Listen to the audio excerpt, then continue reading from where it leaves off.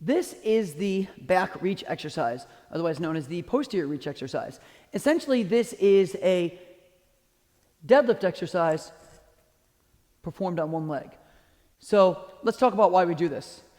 This exercise is amazing, okay? And why it's so amazing is because it really strengthens up the buttock muscles. When we walk or we run, we spend some time on one leg.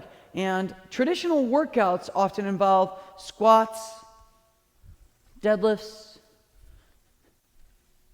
Olympic weightlifting, whatever. It's all done on two legs. The problem with that is we're not addressing some of the smaller muscles which stabilize us when we're on one leg. And in fact, when we're running, we're never on two legs. That's the difference between running and walking, is we're either on one leg or we're in the flight phase. All right, so it's real important that we have good strength and control when we're standing on one leg. All right, so let's talk about how to do this exercise. So you can practice to start by going through the deadlifting motion. Notice my hips go way back. I'm dropping my chest. My knees aren't coming too far forward. Hips back, hips forward. So I'm going to start by doing this exercise on my right leg. If I'm on my right leg, I want to have some left hand support. It could be the wall. It could be this a bar, whatever, okay? But just having a little bit of hand support makes this easier. And to start, please use the hand support. I care about the good form of this exercise rather than your balance. As you get better, get rid of the hand, and then you can work on your strength and your balance. All right, so here we go. So I'm standing on my right leg. I start in my little figure four pattern. Notice I'm up tall. This butt is clenched. Then what I'll do is I'll take my right hand here, and I put it on my right hip crease. My hip crease isn't up here. It's right there, okay? I'm going to use my hand to push my hips way backwards as I straighten out this left leg, and I reach as far back as I can, keeping it close to the ground. I can maybe touch it gently, but keep it close to the ground with really hardly touching. And then I'll come back up. So again, reaching back close to the ground. Notice how this knee is bending, but it's hardly coming forward. A lot of my pressure right now is in that right heel. And then I come back up straight. So hips back, hips forward. I'm not doing this exercise. That's more of a hamstring exercise. We're not doing that. We really want to hit the butt here. By keeping this foot straight and close to the ground, reaching as far back as possible, that forced me to bend my right knee. And I come back up.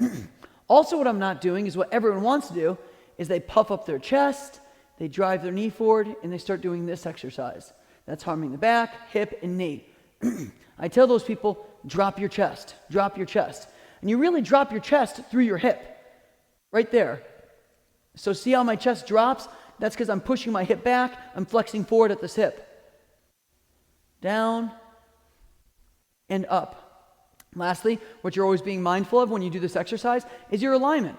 Look down at your foot. Is your foot pointed out to the side? And is your knee coming forward? If so, you're causing yourself harm. That toe should be pointed forward, and your knee should traverse over your toe. Secondly, you want to avoid leaning towards that stance leg. That's how you're going to shut off some of the hip muscles. We want to think about being straight. So if you watch me here from the front, my shoulders are square, my hips are square. I'm reaching as far back as possible with my foot close to the ground, but without touching. If I want, I can give a gentle little tap at the back, but what I won't do is I won't put weight through it. That's not the exercise, okay? It's giving a little kiss and then coming back up. As you get really good with this exercise, go no hands. Make it a balance exercise. If you get really good, grab a barbell or some dumbbells, then do it with some weight.